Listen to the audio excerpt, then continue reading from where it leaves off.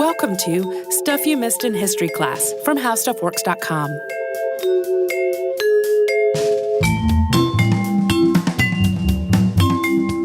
Hello and welcome to the podcast. I'm Holly Fry. And I'm Tracy V. Wilson.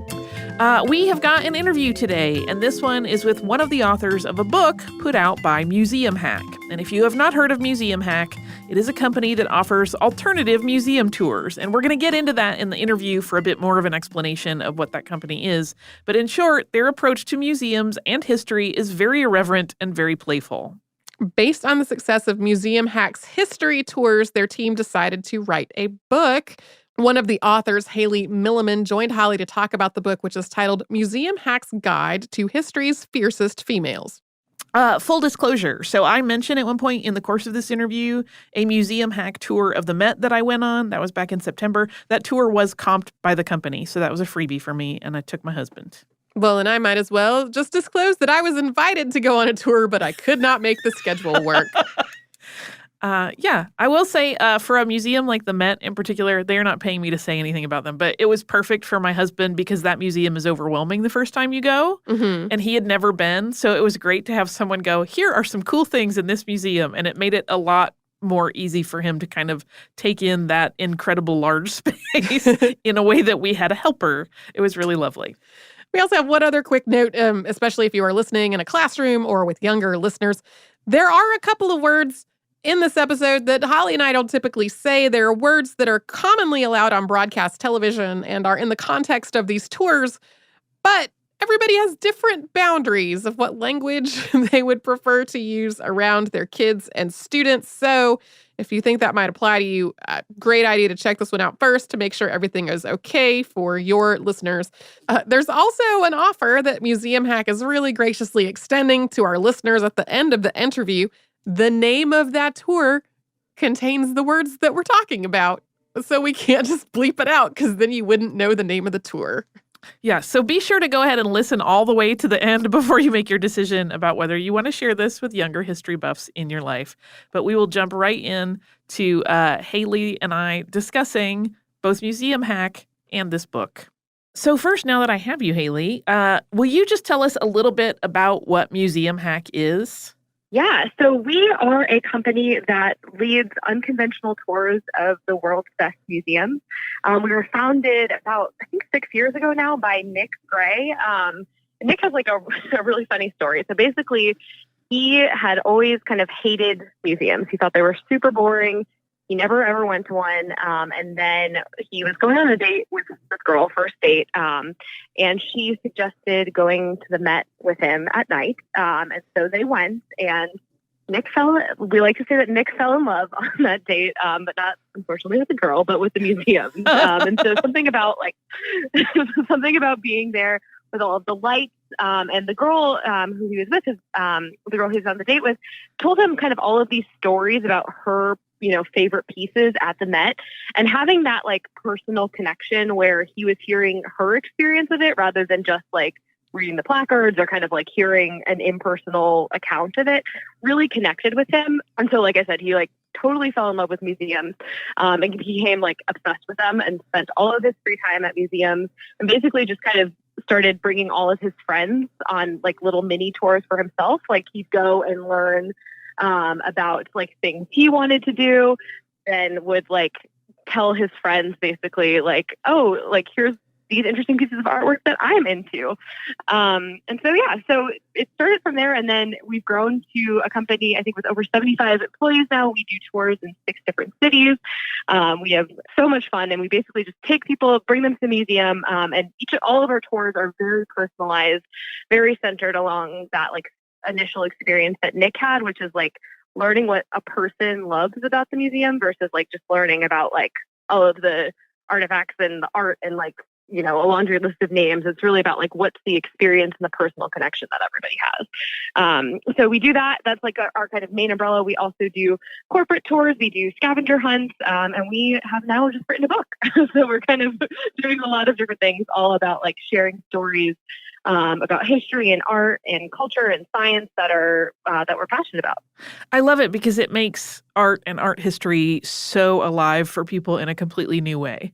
Yes, exactly. Yeah, it's like because it's like these pieces, they live there, but like it's bringing, like you just like you said, like it's bringing them to life, and it's really like leading with that, like, why does this matter, and not like why does it matter in the large sense, but like why does it matter to you and to me, and just like sitting here talking about it, which like I think we found just like makes all the difference in terms of engagement for an audience. So you mentioned that you have a book now, which you are the main writer on. How did you guys decide that, like, okay, we've got this tour thing down, now it's time to make a book? Yeah, so we were sitting, and first of all, I'll just say that it's a very collaborative effort. So I'm like, I don't want to take full credit for writing it in any way, but we basically were sitting down and we were talking about how we're so thrilled that we're able to do these tours in like 6 different cities across the United States. But that being said, like that still leaves many, many people who aren't in New York or Los Angeles or Chicago, who just like aren't getting to come on a museum hack tour, and aren't getting to like experience that type of storytelling. So we really started last year kind of making an effort to tell the same sorts of stories that we tell in museums on our blog, first and foremost. Our blog has been like pretty like just like a standard kind of like corporate blog, like talking about promotions and like, work we had done with museums, but not really like the storytelling aspect. So when I came on board, we started doing storytelling blog pieces just to kind of like experiment and see like, hey, are people into this? Like, do people like this? And then like with the goal of making eventually Museum Hack a household name. And it became really clear that people like did like the blog posts, and did really resonate with that storytelling, and that storytelling not only resonated like on the tours in museums, but also in written work as well. And so then we were like, well, this is like, we've been doing the blog. This is great. Like, let's figure out another medium where we can not only have the stories, but also have this original artwork, and kind of package it all up into something that you can hold in your hands. So yeah, that's kind of how it came about initially. So this first book is all about women, and I'm wondering how you decided. It seems like the decision-making process is pretty collaborative. How did you all decide that that was the best plan for your first book, to focus on women? Yeah, so it's definitely like a very collaborative process. I will say though that I was pretty selfish in like pulling for women. I think those are like the stories that really resonated with me as I was writing on the blog, that I just like loved writing. And since I was kind of spearheading the project initially, I was like, okay, well, when we're coming to a topic, like these are the ones that I love. So let's go with those. But also, we worked with, or we had like looked and seen what was resonating with our audience in terms of stories that we were sharing on Facebook and Instagram and that type of thing. And like hands down, we would see that like almost every single time we shared a story about a woman, no matter like what the background, no matter if she was in science, if she was, like a historical figure, a political figure in art, they would just always resonate so deeply with our audiences. And so it just became kind of like a no-brainer.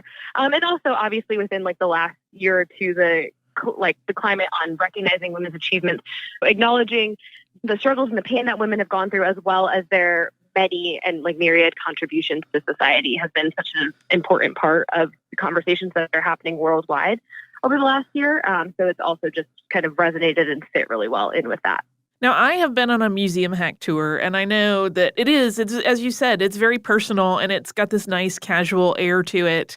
And I'm wondering how that influenced how you wrote the book. Were you always intentionally thinking, we have to keep that kind of tone to the whole book, or did you play with other different ideas? Yeah, we definitely wanted to keep that tone. So one of the things that we work with our guides and then with our writers is we believe very strongly that people need to be kind of entertained before they can be educated. And that goes into like, entertainment isn't necessarily just like, oh, let's, make people laugh. It's also like establishing that connection, right? And so a lot of times it's done through humor, because a lot of times there's like funny scenarios and funny stories.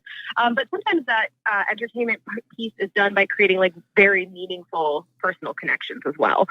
So while we do like tend to work with humor a lot, it also lands on like things that really resonate with the writer or with the tour guide.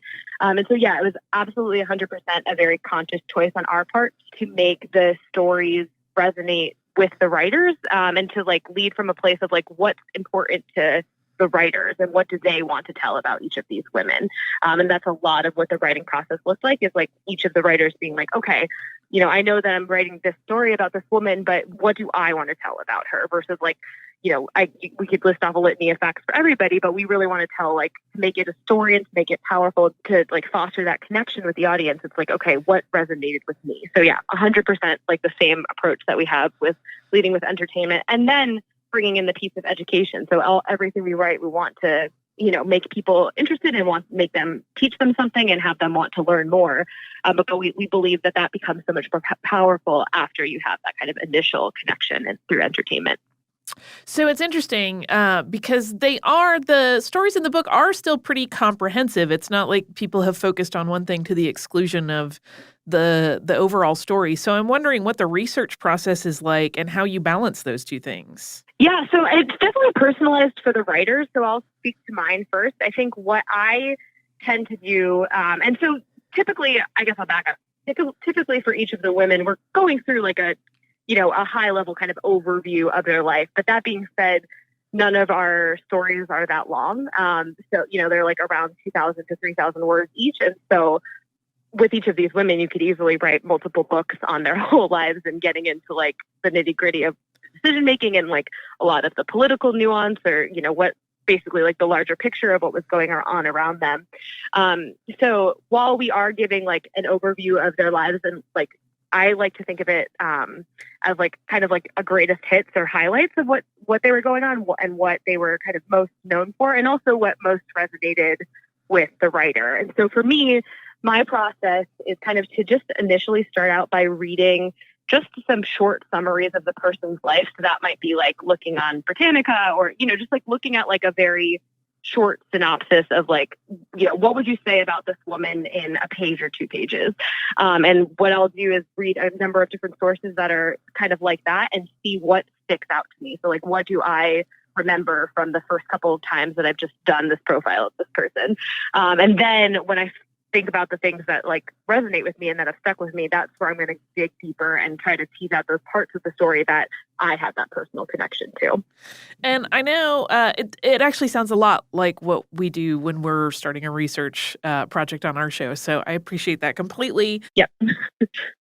Coming up, we're going to hear how Hayley and her team work to keep their stories accurate, but still retain that tone that their tours have that tends to be a little bit lighter in nature. But first, we are going to take a quick sponsor break.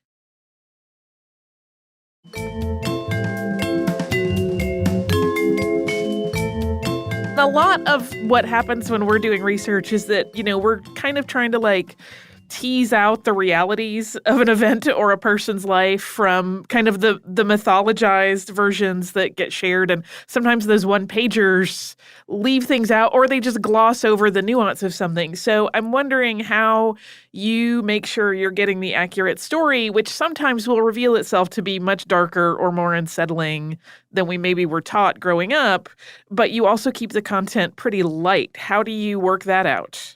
Yeah, I think a lot of it is handled on a case-by-case basis. And I do think that there are some stories where we always talk about, I guess for me, this resonates mostly at the end, right? Like it's like at the end of the piece, we like to talk about having like a mic drop moment, right? Like of having something that's like, like a punch at the end that's going to keep the story with the person. And you having been on a museum hack tour, you think back to it, like our guides do that all the time. Like they'll end like on a joke or a high note, or like they'll have like a one-liner at the end before they like feed you off onto the next exhibit. And so that's a principle that we like to apply to the content that we write as well.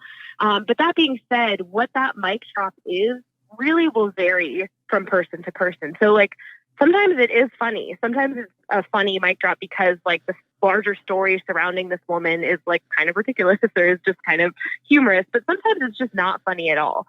Like sometimes we wrote about one woman, Anna Koana, who was like her land was basically completely sacked by settlers, and she was from Haiti, and she, like all of her people were slaughtered, and it's not funny. There's not a lot of humor that you can take from the message of that story. So the ending of that story isn't funny because it's not funny. There's no humor in it. Instead, it's a call to reflect to people about, why why do we have a Columbus Day and we don't celebrate her? You know, why have you never heard her name before? And that's the mic drop of like what's true to the story and what's true to the narrative of this person. And so ending on that kind of like mic drop moment will change depending on who it is and what we can take from them. We had another story about a transgender Native American warrior, and that is also not a funny story. It doesn't end. It doesn't end with humor. It ends with a lot of sadness and a lot of pain. And so, being true to that is very important to us as well.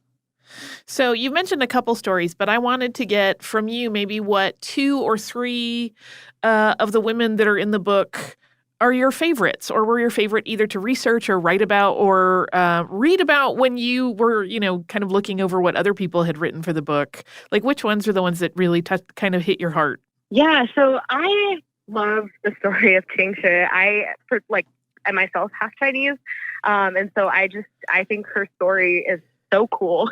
And I personally, I'm like, how can I adapt this into like a young adult fantasy novel?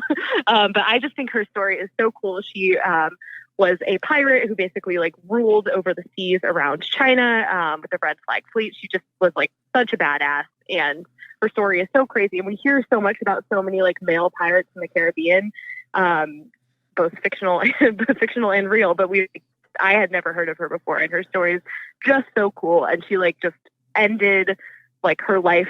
She didn't even get in trouble for being a pirate. Basically, she just got to like hang up her flag and then like open a gambling house and live to a ripe old age. So I think she's just like such a badass.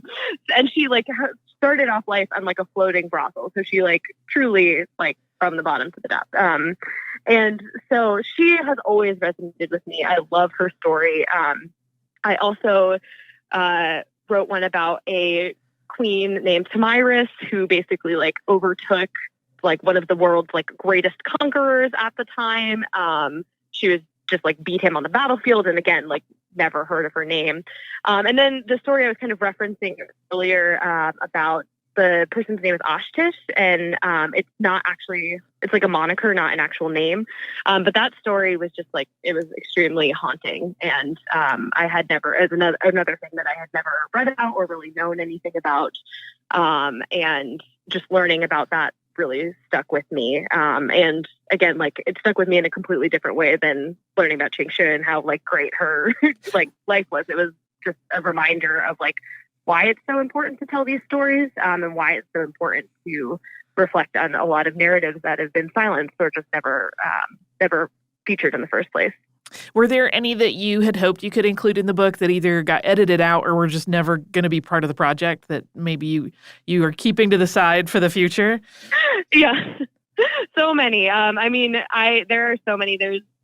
I'm a huge Hamilton fan, so I was going back on like including 1 or 3 of the Schuyler sisters. I had one on Peggy there for like so long, because she also is like a total badass and like defended Eliza, she was like pregnant and like defended their family from a Tory like hunting party. Like it was just, she's crazy. She's like actually like super badass. Not at all as characterized as she is in Hamilton musical. But so I had Peggy in there for a while. There's another Revolutionary War story about Agent 355. There's so many, and so yeah, there's a lot. There was definitely enough to fill like hundreds of books. Yeah. But we wanted to keep it we wanted to really, especially for this first one, just make sure that we were representing stories from all over the world and a bunch of different cultures. And so that was something that really was important to us, is making sure we have people from like all corners of the globe kind of represented as best we can. And so because of that, we had to sometimes like prioritize other people just to make sure that everybody's represented. And so hopefully for round 2 or 3 or 4, we can include more. Perfect. I'm wondering what you're hoping, when people get this book and they're paging through it, when they're done with it, at least the initial round, what is your sort of dearest hope in terms of what their takeaway will be? Yeah, I hope first and foremost that they're just like, wow, history is really fun. I have like personally always loved history, and I've always loved history because even before I worked with Museum Hack as like a young girl, I always sought out stories that I could connect with. I read like the Dear America Diaries as like an elementary school kid and like loved that. And that was like my first intro into history, was like learning these like fictionalized accounts of people who like lived in certain time periods. And I made that connection and then learned about the larger history. So beyond anything, I hope that people take away that history is super fascinating and really important. And then I also hope that they take away that like there are so many women out there who have accomplished so much and done so many amazing things that we have never heard of. And it's so worthwhile to read about them and to learn about them and to find them, because they're literally in any part of the world, in any time period in history. They're amazing, badass women doing amazing things. And sometimes terrible things too, doing amazing things, doing terrible things, and just like living normally. And I think it's so important to like hear and find their stories. Yeah, that's one of the things that always comes up on our show, and it kind of becomes my big soapbox issue of like, I want people to understand that no matter what they think they are living through or how unique the times we may be in are, something similar has always happened before, or there has always been someone like them before that they could identify with, or, you know, we're all making history all the time. So the odds are good that someone out there has been through something similar or has dealt with something similar to what you're dealing with, whether that's on a personal scale or, you know, a national scale or a global scale. Yep. We've all been doing all kinds of things. Yep. You mentioned that there are certainly plenty of great women's stories that could fill many, many, many books. Do you guys have an eye already on what your future book projects will be? Yes, we do. I can't. Top secret. I can't 100% reveal what it is. But I will say that we do have an eye and are just kind of like starting the process of considering what stories will be included. And I guess I will just like leave you with the tidbit that it'll be very suited to Museum Hack's like irreverent voice and passion for like engaging storytelling. I love it. I'll leave it with that. I love it. This next segment of the interview is really casual because once Holly learned that Hayley is a lifelong history buff, she just wanted to know what some of her favorite historical subjects are. Before we get into that, though, we are going to pause for a quick sponsor break.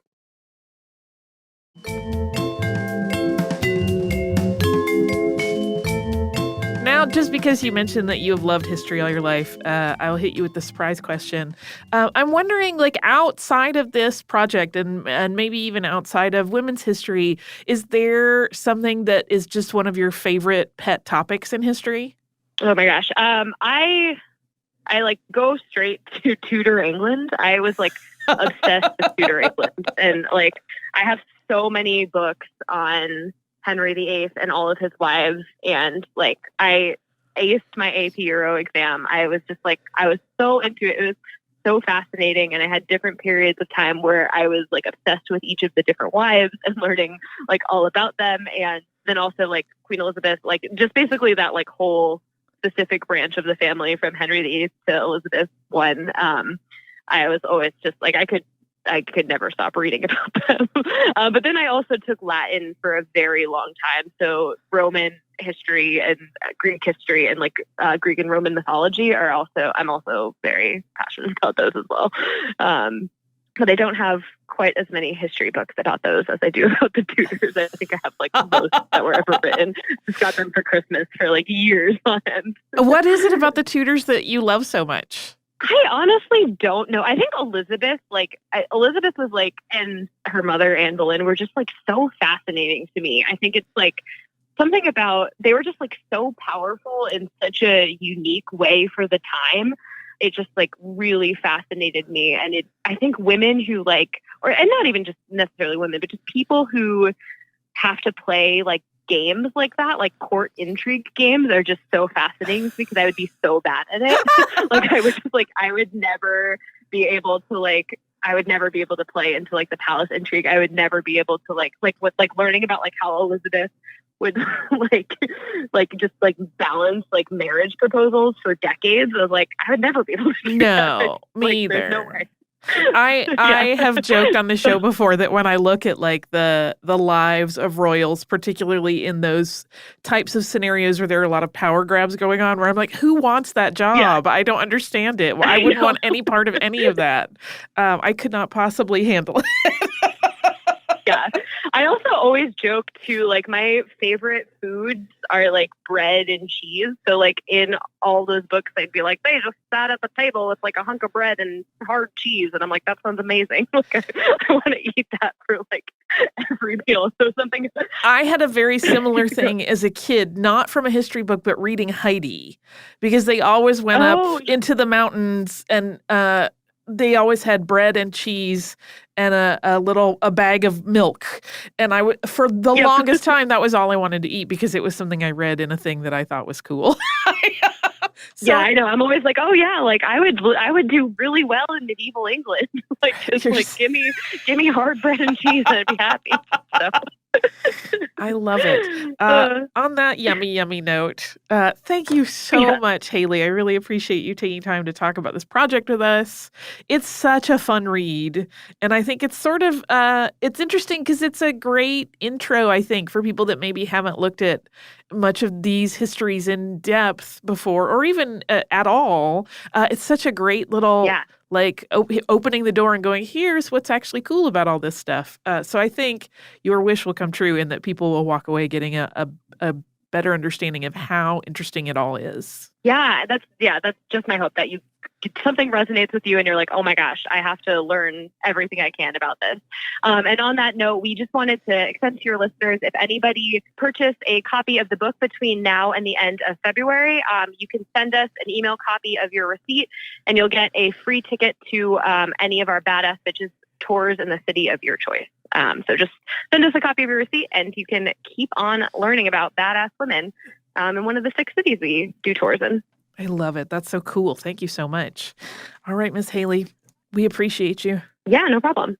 We are absolutely going to have that info on the Museum Hack Tour that Hayley mentioned the offer for on our show page. So if you need that info again, you can just check it out there. You don't need to, pull over and write it down anywhere. Also, lots and lots of thanks to Hayley Milliman and Museum Hack for sharing such a unique and very unstuffy approach to history today. You can find Museum Hack online at museumhack.com to check out all the tours that they offer and the cities they offer them in. They are also on Twitter at Museum Hack. Are you ready for some listener mail about food? I sure am, especially since it's about food.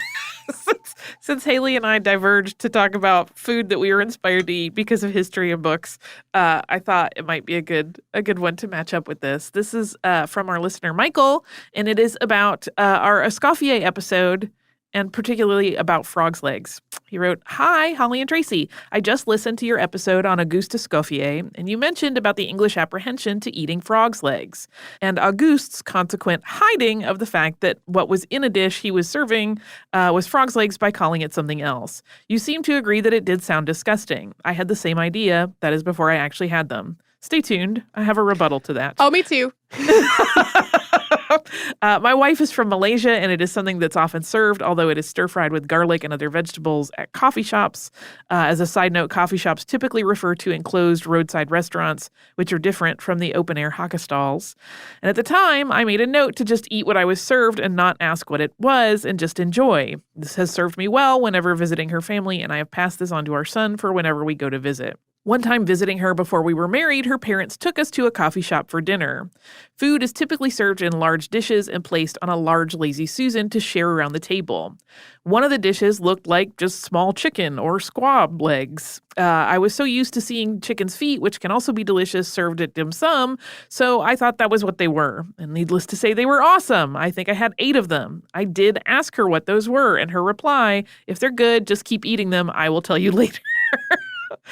She did tell me later that they were obviously frog's legs. Actually, our son has developed his mom's palate. He has tried chicken's feet and liked them at dim sum and stir-fried whole baby octopus. He even asked for more octopus, and there was no hiding what those were. I just wanted to share that story. Thank you for your podcast. My son actually asked to listen when he sees them in my podcast app. Michael. I apologize if we sounded like we were disgusted by frog's legs. I'm not. I have eaten them many times. But I think our hang up was people being served food they were being lied to about. Absolutely. Yeah. I think I told you this story when we record and we have the sponsor break. We have sort of a minute where we're just letting there be some space in the recording file for the sponsor break to make it easier to edit that in later. And I told Holly the story about how I was a vegetarian at 2 different points in my life for periods of years. And the second time around, I was working as a massage therapist at a fancy destination spa, and they had a party for their members, and the chef had prepared both quail and frog legs. And I was like, well, I'm eating that. Like, sorry about my vegetarianism going out the window at this point to eat these frog legs. Yeah, my hang up was definitely serving people food that they would not necessarily appreciate eating without their consent in a sneaky way. Yeah. I mean, the flip, right, to remember, if you recall that story of Escoffier, is that a lot of times these people wanted to eat at a fancy French restaurant, but they didn't understand the menu and were apparently not into asking what anything was. So they would just let the chef and the maître d'hôtel pick out the the menu, and then they would just eat it and be like, look at us eating fancy French food. So, you know, it's a little bit of trickery. Mm-hmm. It bothers me less knowing that they were sort of just willfully ignorant on that. Yeah. But that is the scoop. Yeah, frog's legs don't sound disgusting to me at all. Nope. I've Sign me up. Many times since I was a kiddo. I say sign me up, but also, I mean, at this point, I have meat in my meals for far fewer meals than my non-meat meals. Me too. I've definitely cut back a bunch. But then there are times I know I'm breaking the hearts of all of the vegetarians in our listening group. It's complicated. Everyone has a different relationship with food. If you would like to write to us, you could do so at historypodcast@howstuffworks.com. You can also find us everywhere on social media as Missed in History. You can go to our website, which is missedinhistory.com, and you will find every episode of the show ever, as well as show notes for the episodes that Tracy and I have worked on and occasional other goodies. And we encourage you to go subscribe to the show if you haven't already. You can do that at Apple Podcasts, the iHeartRadio app, or really anywhere you get your podcasts.